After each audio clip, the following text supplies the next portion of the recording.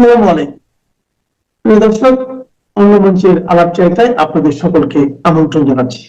প্রিয় বন্ধুরা, প্রীতি, সালাম এবং শুভেচ্ছা নেবেন। বলা যায় ব্রেকিং নিউজ আপনারা কিছু কিছু শুনেছেন, কিন্তু আপনারা নিশ্চিত হতে পারছেন না।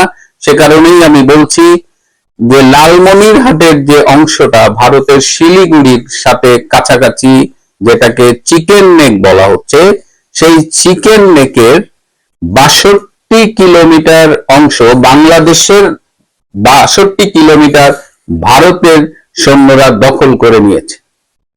এটি এই মুহূর্তে আমি যখন কথা বলছি তখন এটা 62 কিলোমিটার, এটা গতকাল ছিল 52 কিলোমিটার। তার মানে ভারতীয় সৈন্যরা আস্তে আস্তে অগ্রসর হচ্ছে এবং যে জায়গাটা দখল করে ফেলেছে সেই জায়গায় বিজিবির যে উপস্থিতি ছিল, বিজিবি সবাই সেখান থেকে উইথড্রন হয়ে গেছে, সেখানে আর কোনো বিজিবির কেউ নেই। জানতে চাওয়া হলো যে বিজিবি কেন বিনা প্রতিরোধে চলে এলো। সেক্ষেত্রে বিজিবির সূত্র জানিয়েছে যে তাদের প্রতি ঢাকা থেকে বা কোনো পর্যায় থেকে কোনো নির্দেশনা ছিল না, সুতরাং তারা অগ্রসরমান ভারতীয় সৈন্য দেখে ওই জায়গা ছেড়ে চলে আসছে। এখন এই যে দখল, এটা 62 কিলোমিটার থাকবে নাকি আরো তারা ভেতরে ঢুকবে এটা এখনো জানা যায়নি। তবে বাংলাদেশের এই এই যে ভারত দখল করেছে, তার বাংলাদেশ সরকার কি করছে, ইউনূস কি করছে, আমি যতদূর জানলাম যে তারা এখন বিভিন্ন চ্যানেলে চেষ্টা করছে, ভারতের হাত পা ধরছে যে এই কাজটা না করুক, তারা যেন আবার ফিরে যায়, বাংলাদেশের জায়গাটা ফিরিয়ে দেয় এবং তারা যেন ভারতের সীমানায় ফিরে যায়। ভারতের কর্তৃপক্ষের কাছে বাংলাদেশ হাত পা ধরে কান্নাকাটি করছে বলা যায়, যেহেতু আমাদের 50 লাখ সৈন্য সেই জামাতের তাহেরের, আমরা 4 দিনে কলকাতা দখল করি, আমাদের রাওয়ার সেই হুমকি ধামকি এখন তাদের খুব দরকার হয়ে পড়েছে। কারণ ভারত এই যে 62 কিলোমিটার, এটা যখন অন ইয়ার যাবে তখন এটা কত কিলোমিটার হবে, 65 বা 70 আমি জানি না, কিন্তু আমাদের যারা ভারত বিরোধী সেই সৈনিকেরা ছিল এবং rava please act very quickly and save our land, এই জায়গাটায় এখন মানে আমরা তো কথা বলার সময় হুঁশ রাখি না, কিন্তু এখন কান্নাকাটি পড়ে গেছে। বাংলাদেশের সরকারের প্রতিনিধিরা হাত পা ধরতেছে, হোয়াট এভার। আরেকটা ছোট্ট খবর, আপনারা জানেন যে বর্তমানে মালয়েশিয়ায় অবস্থানরত একজন ইসলামী বক্তা জাকির নায়েক, তাকে খুব ঘটা করে বাংলাদেশে আনতে চেয়েছিল এবং তিনি আসবেন, খুব যে কোনো করেই তাকে আনা হবে, কিন্তু সেখান থেকে ডক্টর ইউনূস সরকার আবার পিছু হটেছেন। কেন পিছু হটেছেন? কারণ আপনারা জানেন যে ভারতীয় সরকারের মুখপাত্র রণদীপ জয়সওয়াল তিনি বলেছেন যে জাকির নায়েক, যেহেতু জাকির নায়েক কিন্তু ভারতে ওয়ান্টেড, তাকে পাইলেই গ্রেপ্তার করে বিচারের আওতায় নেওয়া হবে। বলা হয়েছে যে জাকির নায়েক যদি বাংলাদেশে আসে তাহলে বাংলাদেশ সরকার যেন জাকির নায়েককে ভারতের হাতে তুলে দেয়। এটা যে রণদীপ জয়সওয়াল মুখে বলেছে তা না, পররাষ্ট্র মন্ত্রণালয়ের কাছে ভারতের পক্ষ থেকে লিখিতভাবে জানানো হয়েছে এবং বলা হয়েছে জাকির নায়েক বাংলাদেশে আসলে তাকে যেন ভারতীয় সরকারের হাতে তুলে দেওয়া হয়, আর যদি তুলে না দেওয়া হয় তাহলে ভারত প্রয়োজনে নিজেরাই জাকির নায়েককে বাংলাদেশ থেকে নিয়ে যাবে। এই লিখিত হুমকি পাওয়ার পরে আবারও ডক্টর ইউনূস এবং তার যে হাবা হাসমত জাহাঙ্গীর আলম আছে স্বরাষ্ট্র উপদেষ্টা, দুইজনই পিছু হচ্ছে এবং বলছে যে বাপ মাপ চাই, নির্বাচিত সরকার আসলে তুই আসিস, এখন আসার দরকার নাই। কারণ ভারত দেখা গেল যে এই ইস্যুতে আবার ইনভাইট করে বসে আছে। তো জাকির নায়েকের এই যাত্রায় বাংলাদেশে আসা হলো না। আগামীতে কোন সরকার নির্বাচিত হলে জাকির নায়েককে আনার অধ্যত্ত দেখাবে কিনা সেটা ভবিষ্যতে তোলা থাক, সেটা নিয়ে আলোচনা করতে চাই না। কিন্তু খুবই দুঃখের বিষয় যে বাংলাদেশের ভূমি দখল হয়ে গেছে, কিন্তু বাংলাদেশ সেখান থেকে ভয়ে পিছু হটে গেছে। না কূটনৈতিক ভাবে না সামরিক ভাবে কোনোভাবেই কোনো ব্যবস্থা নিতে পারছে না। বাঙালি হিসেবে কষ্ট শুধু পাচ্ছি না, ধিক জানাচ্ছি এই নতজানু মেরুদণ্ডহীন আওয়াজ সর্বস্ব জঙ্গি সর্দার ইউনূস সরকারকে। নেত্রীর একটি নির্দেশ আমার কাছে এসে পৌঁছেছে বলে আমি তড়িঘড়ি এই ভিডিওটা করতে বসলাম। নির্দেশটি হচ্ছে এটা আপনাদের প্রতি। এই যে অবৈধভাবে যত গ্রেপ্তারি হয়েছে, কোন জেলে আওয়ামী লীগের কত নেতা কর্মী বন্দী আছে মিথ্যে মামলায়, এগুলো একটুখানি আপনারা দেশের মানুষ, আওয়ামী লীগের মানুষ, আপনারা একটা তালিকা করে আমার কাছে পাঠিয়ে দেবেন।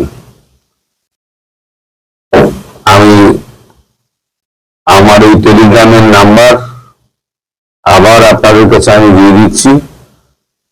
এইগুলো আমাকে মুক্তির কাছে পাঠাতে হবে লোক মারফত। আপনারা সবাই জানেন ব্যক্তির সঙ্গে আমার কোনো ব্যক্তিগত যোগাযোগ নেই, আমাকে থার্ড পার্টি হয়ে যেতে হয়, ফলে একটু সময় লাগবে। হয় এদেরকে মানে বিনা শর্তে জামিন দিতে হবে, অথবা ভারতীয় ফৌজ কি করে এদের বার করতে হয় সেটা খুব ভালো করে জানে। ভারতীয় ফৌজ চায় না এদেরকে, মানে ভারতীয় ফৌজ চায় না ভারতবর্ষের সীমানা ডিঙিয়ে ঢাকার মধ্যে প্রবেশ করে বিভিন্ন শহরে ঢুকে জেল থেকে তাদেরকে বার করুক। কিন্তু এই সরকার, এই অপদার্থ সরকার, প্রতিহিংসামূলক সরকার, এতে উচ্ছেদ হবে যদিও বা একটু মাপ পায়। এই মাপ পাওয়ার জন্য তাদেরকে যেটা করতে হবে সেটা হচ্ছে আসিফ নজরুল এন্ড গ্যাং, তাদের প্রত্যেককে নির্দেশ করে বলছি আমি, অবিলম্বে এদের যদি মানে জামিনের ব্যবস্থা না করা হয় তাহলে এর শেষ কিন্তু ভারত দেখে ছাড়বে। আমি সবাইকে চিনি না, কয়েকদিন আগে, বেশ কিছুদিন আগে থেকে তো আপনারা জানেন যে আমাদের সাংবাদিক মনির আলম পান্না, কলিমুল্লাহ স্যার এবং আরো অনেকে গ্রেপ্তার হয়ে পড়েছেন। অনেক পরিচিত আছেন, অপরিচিত আছেন, আমি তো সবাইকে চিনি না। কাকে কোন মিথ্যা মামলায় জড়িয়ে দিয়ে এরা ঢুকিয়ে রেখে দিয়েছে, কত হাজার ঢুকিয়ে রেখে দিয়েছে। এখন সম্প্রতি একজনকে করেছিলেন, গ্রেপ্তার করেছিলেন, তার নাম হচ্ছে শেখ ফিরদৌসী কাজল কাকলি। শেখ ফিরদৌসী কাজল কাকলি শেখ হাসিনাকে যখন করে দেওয়া হয়, বঙ্গবন্ধুকে হত্যা করা হয়, বা ওই সময়তে উনি গেট পাহারা দিয়েছিলেন। শেখ হাসিনার অত্যন্ত প্রিয় প্রার্থী, তাকে 3 তারিখে যখন হাজিরার জন্য মানে কোর্টে আনা হয়, তখন ভ্যানের মধ্যেই তার অঙ্গে একটা অঙ্গ পড়ে যায়, অবশ হয়ে যায়, তিনি প্যারালাইজড। সেই অবস্থায় এই জানোয়ারগুলো, এই আসিফ নজরুলের নির্দেশে এই জানোয়ারগুলো, আসিফ নজরুল তো একটা জানোয়ারের জানোয়ার, তার নির্দেশে এই জানোয়ারগুলো তাদেরকে তাকে নিয়ে গিয়েছে আবার হাসপাতাল, এতে জেলে। তাকে এখনো পর্যন্ত হাসপাতালে চিকিৎসার জন্য পাঠানো হয়নি।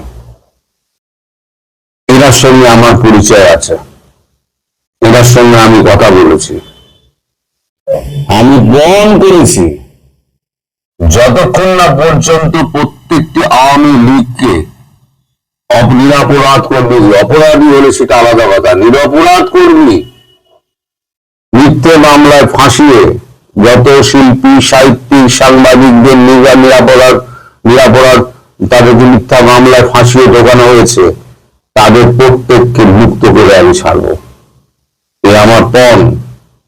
হয় ভালোই ভালো এদের ছেড়ে দিন, এটাকে হুমকি বলে ভাববেন না, একদম একদম হুমকি বলে ভাববেন না। এটা হচ্ছে সতর্কবাণী, যেটা ভালো করে কান দিয়ে আসিফ নজরুল, ইউনূস সাহেব আপনারা ভালো করে শুনে নিন। খুব বেশি দিন আপনাদের আর ওয়েট করতে হবে না। যে অবস্থা আপনারা যেটা করেছেন না, তার 4 গুণ ভোগান্তি আপনাদের ভুগতে হবে। আপনারা কোথাও পালাতে পারবেন না, সব রাস্তা বন্ধ। আমি গ্যারান্টি দিয়ে বলছি, আপনাদের হাতে যদি বিদেশি পাসপোর্টও থাকে, আপনাদের ভারতবর্ষ আটকে দেবে। ওই বিদেশি পাসপোর্ট দেখিয়ে আপনাদের মতো ক্রিমিনালদের ভারতবর্ষ কিন্তু মানে এই দেবে না, ওই পালানোর সুবিধা করে দেবে না। এয়ারপোর্ট ইমিগ্রেশন ওই যে ঢুকিয়ে দেবে, ওখান থেকে সোজা হচ্ছে দমদম সেন্ট্রাল জেল অথবা আলিপুর সেন্ট্রাল জেল। তারপর কবে যে সূর্যের মুখ দেখবেন তার কোনো ইয়ত্তা নেই। আর দেশের মুখ দেখতে পাবেন কিনা এই জীবনে, সে সম্পর্কে কিন্তু পুরো ধোঁয়াশাই থেকে যাবে আপনার জীবনে। আপনারা যত অপরাধ করেছেন, যত অন্যায় করেছেন, সব হিসেব কিন্তু দাঁড়ি পাল্লায় মেপে তুলব আমরা। আপনারা মনে করেছেন বাংলাদেশটাকে লুটে পুটে খাবেন, বাংলাদেশ কি লোটার জায়গা? কোথায় গেল আপনাদের সংস্কার? সংস্কার তো নামগন্ধ দেখি না। আপনারা অর্থ দিয়ে একেবারে জলের মতো উড়িয়ে দিয়ে দেশটাকে একেবারে চুরি চামারি করে দেশটাকে একদম ফাঁকা করে দিয়েছেন, কল কারখানাগুলোকে জ্বালিয়ে দিয়েছেন, বেছে বেছে আওয়ামী সমর্থকদের আপনারা ঢুকিয়ে দিয়েছেন, হিন্দু অত্যাচার করেছেন, নারী ধর্ষণ করেছেন, ধর্ম পরিবর্তন করিয়েছেন। আপনারা কি করেননি? কোন অপরাধটা আপনারা করেননি? আপনারা কি মনে করছেন আপনারা ছাড় পাবেন? আপনারা ছাড় পাবেন না। আমি হয়তো দূরে আছি, কিন্তু জানলেন প্রতিনিয়ত আমি জমদূতের মতো আপনাদের তাড়া করে বেড়াবো, জমদূতের মতো তাড়া করে বেড়াবো। আর এটা কোনো হুমকি নয়, এটা হচ্ছে সতর্ক বার্তা। শোধরাবার হলে শোধরান, এখানে সমস্ত জামিন দিন, আর আপনারা নিজেরা সেফ থাকার ব্যবস্থা করুন, যাতে ভারতবর্ষের এতটুকু দয়া আপনাদের উপরে হয়। এইটুকু দয়া পেতে গেলে এই কাজটা আপনাদের প্রথম করতে হবে, এটা আমি বলে দিলাম। আর আওয়ামী লীগের যারা নেতা কর্মী রয়েছেন তাদেরকে আমি আবার অনুরোধ করছি, আপনারা সমস্ত কোন জেলে কত আছে সেগুলো আমাকে, আমি হোয়াটসঅ্যাপ নাম্বার আমি বলে দিচ্ছি, আপনারা লিখুন। আমার টেলিগ্রাম নাম্বার, আমাকে তো আবার টেলিগ্রাম নাম্বারটা দেখে বলতে হবে, ওটা আমার আবার মনে নেই। আপনারা একটু অপেক্ষা করুন, আমি একটু টেলিগ্রাম নাম্বারটা একটু দেখে নিই, কারণ এটা তো একদম আমি তো খুব একটা ইউজ করি না, তাহলে আমাকে টেলিফোন নাম্বারটা এই মুহূর্তে আমার মনে পড়ছে না। আচ্ছা, পরবর্তী ভিডিওতে আমি সন্ধ্যেবেলা ভিডিওতে আমি আমার নাম্বারটা দিয়ে দেবো। এখনই তো আপনার দরকার হবে না, আমি খুঁজে পাচ্ছি না তারাগুলোর মধ্যে। আপনারা নেত্রীর এই নির্দেশটা মানুন, আর সন্ধ্যেবেলা আপনার সঙ্গে দেখা হবে। আর একটা কথা আপনাদের বলবো, আপনারা না গুণীজনের সম্মান করতে শিখুন। আমার জন্য বলছি না, আপনাদের দেশে গোলাম মওলা রনি তিনি একজন রাজনীতিবিদ, তিনি কিন্তু কূটনীতি এবং রাজনীতিটা বোঝেন। আপনারা তাকে ব্যঙ্গ করে ময়লা রনি অমুক তমুক বলতে পারেন, কিন্তু যে বুদ্ধিমান এবং বিবেচক মানুষ তারা কিন্তু মানুষ চিনতে পারে।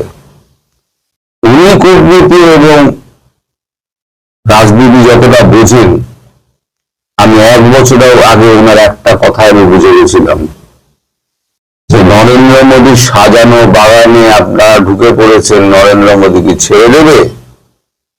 অনেকেই তার কমেন্ট বক্সে দেখেছিলাম অনেক কথা লিখেছেন, ময়লা রনি অনেক কথা লিখেছেন, আবল তাবল বকে অমুক তমুক। আপনারা না এই কুয়ো ব্যাংক হয়েই থাকবেন, আপনারা মানুষ চিনবেন না। হয়তো ওনার অনেক গন্ডগোল থাকতে পারে, কিন্তু উনি যে রাজনীতি এবং কূটনীতি বোঝেন, আমি এই জন্য ওই লোকটাকে শ্রদ্ধা করি। তাই বলছি, আপনারা মানুষ চিনুন আগে। মানুষ যদি চিনতে পারেন তাহলে পরে আপনারা দেখবেন অর্ধেক সমস্যা মিটে গেছে। সবাই, আমি বললাম মহিলা বালিকাকে চিনিও না, তার সঙ্গে কোনোদিন আমার কথাও হয়নি, কিন্তু যেটা সত্যি সেটা সত্যি। যারা যা জানে, জ্ঞানী মানুষ, জ্ঞানী মানুষের শ্রদ্ধা করা উচিত। আপনারা সেই শ্রদ্ধাটুকু আপনারা দেখাতে পারেন না। আপনাদের মধ্যে অশিক্ষা ভরা এতটা। আমি ওই যারা লেখে আমি তাদের কথা বলছি, আমি আপামর বাংলাদেশিদের কথা বলছি না, যারা লেখে আমি তাদের কথা বলছি। যাই হোক, আমার যা বার্তাটুকু দেওয়ার আমি দিয়ে দিয়েছি। আপনারা সবাই আমাকে লিস্টটা জানাবেন, আর আমি ফোন নাম্বারটা সন্ধ্যাবেলায় ভিডিওতে আমি স্ক্রিন করে দিয়ে দেবো, নইলে মুখে বলে দেবো। আমি তো গত কয়েক মাস ধরে আপনাদেরকে বলি যে এক অদৃশ্য শক্তি হয়ে আওয়ামী লীগ বাংলাদেশের রাজনীতিতে আছে, খেলছে বা নিষিদ্ধ হলেও ক্রিয়াশীল, এবং সেটা অনেকটাই যত না আওয়ামী লীগের নিজের ক্রেডিটের কারণে, তার চেয়ে অনেকটাই বেশি হলো এই সরকারের বিভিন্ন পদক্ষেপের কারণে এবং আওয়ামী লীগ বিরোধী যে অংশটা বেশি রয়ে গেছে তাদের কারণে। এবং সেই অংশের মধ্যে অনেকে আবার আওয়ামী লীগ বিরোধিতা করতে গিয়ে, ফেসিবাদের বিরোধিতা করতে গিয়ে, স্বৈরাচারী আচরণের বিরোধিতা করতে গিয়ে নিজেরাও অনেকটা ফেসিবাদী চরিত্র বা স্বৈরাচারী চরিত্রের বহিঃপ্রকাশও ঘটিয়েছেন। এটাও অনেকেই অনেকভাবে দেখছে। বিএনপি, জামাত ইসলামী, এই দলগুলো এবং আরো ছোট ছোট দলগুলো, ইভেন ধরেন মাহমুদুর রহমান মান্না নাগরিক ঐক্যে ভোটের হিসাব যদি বলেন, দলের হিসাব বলেন, তিনি অনেক বড় নেতা, কিন্তু সেই পরিমাণে তো ছোট দল। বা গণঅধিকার পরিষদের নূর হক নূর, এই টাইপের মানুষজন কিন্তু খুবই বাজে অবস্থায় ছিলেন। তারা খেটে খাওয়ারে রাত কাটিয়েছেন, জেলে রাত কাটিয়েছেন, সাংঘাতিক রকম, মানে 15 বছর নিঃসন্দেহে খুব বাজে অবস্থায় দিন গেছে তাদের। কিন্তু 15 মাসে আওয়ামী লীগের সেল থাকা, গন্ধ থাকা, আওয়ামী লীগের কর্মী, সদস্য, নেতা কোনা, জাস্ট আওয়ামী লীগের সেল থাকার কারণে আওয়ামী লীগের জন্য একই পরিণতি, তাদের খেতে খামারে, বাড়ি ঘর, ব্যবসা প্রতিষ্ঠান সবকিছু যাওয়ার পরে তাদের ঘুম হারাম অবস্থা। এই সেই আওয়ামী লীগ যেটা করেছিল বিরোধীদের সাথে, ফেসিবাদী আচরণ বলেন, স্বৈরাচার বলেন, সেটা কিন্তু বলছেন বিরোধী দলের মত দমন করে এখন। আওয়ামী লীগের সঙ্গে সেটাই করা হচ্ছে, আইনের মধ্যে কোনো কিছু, আইনের ফ্রেমে না রেখে। ফলে দেশের ভেতরে থেকে তাকে যখন একটা শক্তিতে পরিণত করা হচ্ছে, আমি বলতাম যে অশরীরী শক্তি, দেশের বাইরে আওয়ামী লীগ চুপ করে নাই, এটা বোঝা যাচ্ছে। আওয়ামী লীগের ইন্টারন্যাশনাল লবি সেটা চেষ্টা করবে যত কিছুই বলেন, একেবারে আঙুলের ফাঁক দিয়ে ফেলে দেওয়ার মতন অবস্থা তার তৈরি হয়নি। একটাই তো প্রমাণ যথেষ্ট, ইন্ডিয়া যখন শেখ হাসিনাকে নিয়েছে বা আওয়ামী লীগের এই যে শত শত হাজার নেতা কর্মীকে আশ্রয় দিয়েছে, কারণ তো বৈধ ইন্ডিয়ান নাগরিক না, সেগুলো কিন্তু বোঝা যায় যে এটা তার একটা বেজ আছে। তারপরে ইন্টারন্যাশনাল অন্যান্য যোগাযোগ লবিস্ট ফার্ম নিয়োগ করছে বা করবে, এটাই তো স্বাভাবিক। তারপর গত মাসে 6 আন্তর্জাতিক সংস্থা যখন স্টেটমেন্ট, ওপেন স্টেটমেন্ট দিল যে আওয়ামী লীগের উপর নিষেধাজ্ঞা তুলে নেওয়া হোক এবং তাকে নির্বাচনে অংশগ্রহণ করতে দেওয়া হোক, তার থেকে অনেক কিছু প্রমাণ হয়েছে। এবার আওয়ামী লীগ জাতিসংঘ দিয়ে, আমরা বলছি যে রূপক অর্থে একটা তুফান তোলার সে চেষ্টা করছে কিনা, জাতিসংঘের মাধ্যমে সে একটি প্রেশার তৈরির, অন্তত প্রেশার যেটা বলা হয়, সে প্রেশারটা তো আসবে। আমরা এটা নিয়ে তো আলোচনা হচ্ছে ইতিমধ্যে, সোশ্যাল মিডিয়া দেখছেন সব গরম হয়ে গেছে, এবং মেইন স্ট্রিম মিডিয়ার মধ্যে ডিবি নিউজের মতন পত্রিকা যখন এটা তুলে ধরেছে, তখন তো বাকি থাকে না যে মেইন স্ট্রিম মিডিয়াও এটা নিয়ে অন্তত ক্রিয়া প্রতিক্রিয়া তো তাদের মধ্যে আছে। জাতিসংঘে চিঠি দিয়ে নির্বাচনের সহায়তা বন্ধের আহ্বান আওয়ামী লীগের। এখন কেউ কেউ হয়তো বলবেন যে নিজের নাক কেটে পরের যাত্রা ভাঙবো কিনা, কিন্তু বাংলাদেশের পলিটিক্যাল পার্টিগুলো তো এটাই করে। পলিটিক্যাল পার্টিগুলো তো সবসময় বিদেশিদের কাছে গিয়ে বিচার দেয়। আচ্ছা, এর মধ্যে আরো কিছু গুরুত্বপূর্ণ তথ্য আছে, সেই তথ্যগুলো ধরে আমরা ইতিমধ্যে আমরা খোঁজ খবর নিয়েছিলাম, আমরা আলোচনা করতাম, বিভিন্ন একটা আলোকে আলোচনা করবো। তবে এই খবরটা আরো যা বলা হচ্ছে, এই ধরনের সম্পৃক্ততা আন্তর্জাতিক আইন, জাতিসংঘের মূলনীতি এবং অবাধ, নিরপেক্ষ এবং অংশগ্রহণমূলক নির্বাচন প্রসারের ক্ষেত্রে ইউএনডিপির ম্যান্ডেট লঙ্ঘনের ঝুঁকি তৈরি করে। মানে সোজা বাংলায় যে এখন বাংলাদেশে যেভাবে নির্বাচনটা অ্যারেঞ্জ হচ্ছে, সেটা ইউএনডিপির যে পলিসি আছে, ইউএনডিপির যে নিয়ম কানুন আছে, সেইটা মানে না, এটা না মানার মতন করে। সেখানে আরো বলা হচ্ছে বাংলাদেশ অন্তর্ভুক্তিমূলক ও বিশ্বাসযোগ্য নয় এমন নির্বাচনী সহযোগিতা থেকে সরে আসতে জাতিসংঘের প্রতি আহ্বান জানিয়েছে 24 গণঅভ্যুত্থানে ক্ষমতাচ্যুত আওয়ামী লীগ কার্যক্রমে নিষেধাজ্ঞা থাকায় যাদের ত্রয়োদশ সংসদ নির্বাচনে অংশ নেওয়ার সুযোগ নেই। ইলেকশন কমিশনের নিবন্ধন বাতিল করে দিয়েছে। শনিবার ঢাকায় জাতিসংঘ উন্নয়ন কর্মসূচি ইউএনডিপির প্রতিনিধি স্টেফান মিলার বরাবর পাঠানো চিঠিতে এই আহ্বান জানানো হয়। দলের পক্ষে চিঠিটি পাঠিয়েছেন সাবেক শিক্ষামন্ত্রী মহিবুল হাসান চৌধুরী নফেল। সেখানে বলা হয় অবাধ অন্তর্ভুক্তিমূলক নির্বাচনের পরিবেশ নিশ্চিত হওয়ার আগ পর্যন্ত আমরা জাতিসংঘ এবং ইউএনডিপির প্রতি নির্বাচনী সহযোগিতা স্থগিতের সব রাজনৈতিক পক্ষের সঙ্গে জাতীয় সংলাপ, খুব গুরুত্বপূর্ণ একটা ইস্যু। দেখেন, আমি এটা নিয়ে কাজ করছিলাম। সব রাজনৈতিক পক্ষের সঙ্গে জাতীয় সংলাপ ও সমঝোতাকে উৎসাহিত করার এবং যে কোনো নির্বাচনী সম্পৃক্ততার মূল ভিত্তি হিসেবে মানবাধিকার ও আইনের শাসন সমুন্নত রাখার আহ্বান জানাচ্ছি। তারা ওপেনলি বলছে তারা সংলাপে বসতে চায়। আমার মনে প্রথমবার এই দেশের বাইরে ম্যাক্সিমাম তাদের নীতি নির্ধারক থাকার পরে তারা এই সংলাপের বিষয়ে জানিয়েছে। বাংলাদেশের ইউএনডিপি নির্বাচন সহযোগিতা এবং জাতিসংঘ সনদের নিরপেক্ষতা, রাজনৈতিক অন্তর্ভুক্তি এবং মৌলিক অধিকারের মূলনীতি লঙ্ঘনের বিষয়ে উদ্বেগ শীর্ষক চিঠিতে বলা হয় বাংলাদেশের ইউএনডিপি নির্বাচনী সহযোগিতা ব্যাপক প্রজেক্ট এবং আসন্ন নির্বাচনের বিষয়ে সংস্থার প্রাতিষ্ঠানিক সহায়তার বিষয়ে আমরা গুরুতর উদ্বেগ প্রকাশ করছি যে নির্বাচন অন্তর্ভুক্তিমূলক নয়, বিশ্বাসযোগ্য নয়।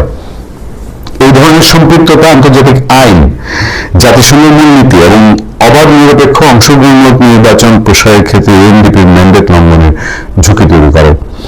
অন্তর্ভুক্তিমূলক বিশ্বাসযোগ্য নির্বাচনের পরিবেশ দাবি নিয়ে জাতিসংঘে উদ্বেগ জানানো আওয়ামী লীগের বিরুদ্ধে 3টি বিতর্কিত নির্বাচনের মাধ্যমে টানা 1.5 দশক ক্ষমতায় থাকার অভিযোগ রয়েছে। আওয়ামী লীগের বিরুদ্ধে একই ধরনের, আওয়ামী লীগ যে অভিযোগটা এখন তুলছে সে একই ধরনের অভিযোগ আওয়ামী লীগের বিরুদ্ধে রয়েছে। তত্ত্বাবধায়ক সরকারের অধীনে 2008 সালের নির্বাচনে বিপুল ভোটে ক্ষমতায় আসার পর 2011 সালে সংবিধান সংশোধন করে সেই ব্যবস্থায় বাতিল করে দেয়, মানে তত্ত্বাবধায়ক সরকার ব্যবস্থায় বাতিল করে দেয় আওয়ামী লীগ। সে অনুযায়ী 2014, 2018 এবং 24 সালের দশম, একাদশ ও দ্বাদশ জাতীয় নির্বাচন আয়োজন করা হয় আওয়ামী লীগ ক্ষমতা থাকা অবস্থায়। এর মধ্যে দশম ও দ্বাদশ জাতীয় নির্বাচনে নির্দলীয় সরকারের দাবি পূরণ না হয় নির্বাচনে অংশ নেয়নি বিএনপি সহ বেশিরভাগ রাজনৈতিক দল। তাদের বর্জনের ফলে দশম নির্বাচনের 300 আসনের মধ্যে 153টি আওয়ামী লীগের প্রার্থীরা বিনা প্রতিদ্বন্দ্বিতায় অটোপাস নির্বাচন হয়েছিল এবং সেই সব আগের আওয়ামী লীগের সময়ের যেসব ঘটনা সেগুলো এই রিপোর্টে তুলে ধরা হচ্ছে। অবাধ ও নিরপেক্ষতা নিশ্চিত করতে না পারায় আওয়ামী লীগ সরকারের অধীনে অনুষ্ঠিত 3 জাতীয় নির্বাচনে জনগণের আস্থা ধ্বংস করা হয়েছে বলে পর্যবেক্ষণ দেওয়া হয়। একটি ওই যে রায়ের কথা বলা হচ্ছে সেই রায়ে জনগণের ভোট ছাড়া এই নির্বাচনগুলো আয়োজনের অভিযোগে গত জুন মাসে একটি মামলাও করেছে বিএনপি। সে সময় এই বিতর্কিত নির্বাচনগুলো নিয়ে মামলা হয়েছে এবং দীর্ঘ ব্যাকগ্রাউন্ড তুলে ধরেছে বিডিনিউজ 24। গত জুনে ঢাকায় ডিপ্লোম্যাটিক করেসপন্ডেন্স অ্যাসোসিয়েশন বাংলাদেশ ডিকেব আয়োজিত ডিকেব টক অনুষ্ঠানে জেএম নিউজকে প্রশ্ন করা হয়েছিল আওয়ামী লীগ না থাকা অবস্থায় নির্বাচন অন্তর্ভুক্তিমূলক হবে কিনা। উত্তরে তিনি বলেন অন্তর্ভুক্তিমূলক নির্বাচন মানে হচ্ছে সমাজের প্রত্যেক অংশই যেন ভোট দিতে পারে। নারী, 18 বছর বয়সী, নৃতাত্ত্বিক, সংখ্যালঘু সম্প্রদায়, বিভিন্ন ধর্মীয় সম্প্রদায়। অন্তর্ভুক্তিমূলক বলতে আমরা এটাই বুঝাই তবে প্রত্যেকের নির্বাচনে অংশগ্রহণের প্রবেশাধিকার ও সক্ষমতা যেন থাকে। এখন যে সিচুয়েশন বাংলাদেশে এখন আছে সেই সিচুয়েশনে বাংলাদেশে আওয়ামী লীগ সমর্থকরা ভোট দিবে কিনা এবং আওয়ামী লীগ সমর্থকদের অনেককে বলা হচ্ছে তারা নির্বাচন যদি তাদের দল না থাকে তাহলে তারা বয়কটের দিকে যাবে এবং আওয়ামী লীগ সমর্থক, শব্দটা কিন্তু সমর্থক, আওয়ামী লীগ কর্মী বা আওয়ামী লীগ নেতা না, আওয়ামী লীগ সমর্থকরাও অনেকে অনাগ্রহ। আমার দিক থেকে আমি আমার ব্যক্তিগত অপিনিয়ন সবসময় তুলে ধরেছি। আমি বলেছি যে আমি আওয়ামী লীগ সময় আমি নির্বাচনে ভোট দিইনি, ওই যে 14, 18 এইসব নির্বাচনে ভোট দিইনি কারণ আগ্রহ বোধ করিনি, 24-এ আগ্রহ বোধ করিনি। এবারও আগ্রহ বোধ করার মতন কোন সিচুয়েশন আমি দেখতে পাচ্ছি না। ফলে নির্বাচনটা আমাদের সেই যে তকদিরে যা রয়ে গেছে গত 15-16 বছর ধরে এখনো তকদিরে সেরকমই রয়ে গেছে কিনা। ফলে একটা অংশগ্রহণ নির্বাচন যেটা বলা হয় যে আওয়ামী লীগকে নির্বাচন করতে দেওয়া হোক, যত পার্টি যেটা বলে, সেখানে জনগণ যদি আওয়ামী লীগকে অস্বীকার করে, জনগণ যদি আওয়ামী লীগকে ভোট না দেয় সেই নির্বাচনই প্রমাণ হয়ে যাক যে বাংলাদেশের মানুষ যদি বাংলাদেশে একটা আসন আওয়ামী লীগকে না দেয়, তাহলে তখন বলা যাবে, আরো জোর দিয়ে বলা যাবে যে আওয়ামী লীগকে জনগণ প্রত্যাখ্যান করেছে। কিন্তু সেই রাস্তাটি খোলা না থাকায় এই নির্বাচনটাও যদি এরকমই হয়, আগামী 10 বছর পরে দেখবেন এইটাই আওয়ামী লীগের যে এবং 14, 18 এবং 24 উদাহরণ হিসেবে দাঁড়াচ্ছে, এই 26-এর নির্বাচনও তখন একটা উদাহরণ হিসেবে দাঁড়াবে, যেটা কোনো ভালো নির্বাচন নয়। সহিংস আন্দোলনের মধ্য দিয়ে শেখ হাসিনাকে ক্ষমতার থেকে সরাবার পরে নানা উপায়ে নানা অজুহাতে তাকে দুর্নীতিবাজ সাজানো, তাকে মানবতা বিরোধী অপরাধী সাজাবার জন্য যে বিচার প্রক্রিয়া শুরু হয়েছে, সেটা নিয়ে শেখ হাসিনা বারবার বলেছেন যেটা সাজানো বানোয়াট ক্যাঙ্গারু ট্রাইব্যুনাল। এবং এই ট্রাইব্যুনালে মূলত 1971 সনে যুদ্ধ অপরাধ যারা করেছে তাদের বিচারের জন্য এই আইন, এই ট্রাইব্যুনাল। তাদের বিচার আমি করেছিলাম বিধায় আমাকে সাজা দেওয়ার জন্য, অর্থাৎ প্রতিশোধ নিতেই এটা করা হচ্ছে। এটা নিয়ে অনেক যুক্তি বিভিন্নভাবে আলোচকরা তুলে ধরেছেন। এটা নিরপেক্ষ বিচার নয়, এখানে সাজানো বানোয়াট বিচার হচ্ছে, এমন অভিযোগ। একের পর এক সেই অভিযোগের সপক্ষে নানা কথা আসছে। আগামী সপ্তাহে শেখ হাসিনার মামলার রায় ঘোষিত হবে। বলছে কে? সরকারের উপদেষ্টা, কোর্ট না। মাহফুজ আলম, যিনি এই সরকারের প্রধানের দৃষ্টিতে মাস্টার মাইন্ড, তিনি বলছেন আগামী সপ্তাহে শেখ হাসিনার মামলার রায় হবে, শহীদ পরিবারের কষ্ট লাঘব হবে। তার মানে সাজা হবে, এটা উনি জানেন। তার মানে সরকার জানেন সাজা হবে, কোর্টকে তো এখন সাজা হবে কিনা বলে নাই। এবং আগামী সপ্তাহে রায় হয়ে যাবে, এটা কিন্তু উনি বলতেছেন। ওনার মুখ থেকে এই বক্তব্যটা শুনুন, তাহলে বুঝতে পারবেন যে কি নিরপেক্ষ ট্রায়াল হচ্ছে। রামগঞ্জ উপজেলা পরিষদ মিলনায়তনে জুলাই শহীদ পরিবারের সাথে সাক্ষাৎকালে তিনি এই কথা বলেন। আগামী সপ্তাহে শেখ হাসিনার ফ্যাসিস্ট এবং খনি শেখ হাসিনার বিচার হবে, আমরা একটা রায় পাবো। এটা আমাদের শহীদ যারা হয়েছেন তাদের পরিবারকে অবশ্যই তাদের একটা ব্যথার উপশম হবে, তারা যেই কষ্টের ভিতর দিয়ে যাচ্ছেন। এর সাথে সাথে আরো অনেকেরই ট্রাইব্যুনালের বিচার কাজ চলতেছে। তাহলে কি বুঝলেন যে আগামী সপ্তাহে রায় হবে? এটা বলতেছেন কে? সরকারের উপদেষ্টা। এবং শহীদ পরিবারের ব্যথার উপশম হবে, তার মানে সাজা হবে। কোর্ট কিন্তু বলছেন না, কোর্ট এখনো কিন্তু বলেন নাই যে সাজা হবে কিনা ইত্যাদি ইত্যাদি। বলছেন ইউনূসের বিশ্বস্ততম মাহফুজ, যিনি তার তথ্য সম্প্রচার উপদেষ্টা এবং তার দৃষ্টিতে যিনি মাস্টার মাইন্ড ছিলেন শেখ হাসিনা উচ্ছেদ আন্দোলনে। প্রিয় দর্শক শ্রোতা, শেখ হাসিনার বিরুদ্ধে চলমান যে বিচার, সেই বিচার কি নিরপেক্ষ বিচার? সেই বিচার কি আইনানুগ বিচার, নাকি সরকারি ইচ্ছার বিচার? আশা করি এই ভিডিও কন্টেন্টসে এবং মাহফুজের বক্তব্যে পরিষ্কার হয়ে গেছে। বঙ্গবন্ধুকে এরকম সাজানো মামলায় মৃত্যুদণ্ড দেওয়া হয়েছিল পাকিস্তানে।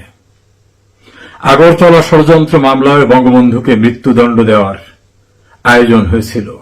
11-এও শেখ হাসিনাকে মৃত্যুদণ্ডে দণ্ডিত করার প্রস্তুতি চলেছিল। রাখে আল্লাহ মারেকে। এইসব অপপ্রচেষ্টা কখনোই সফল হবে না। প্রিয় দর্শক শ্রোতা, ভালো থাকুন, সুখে থাকুন।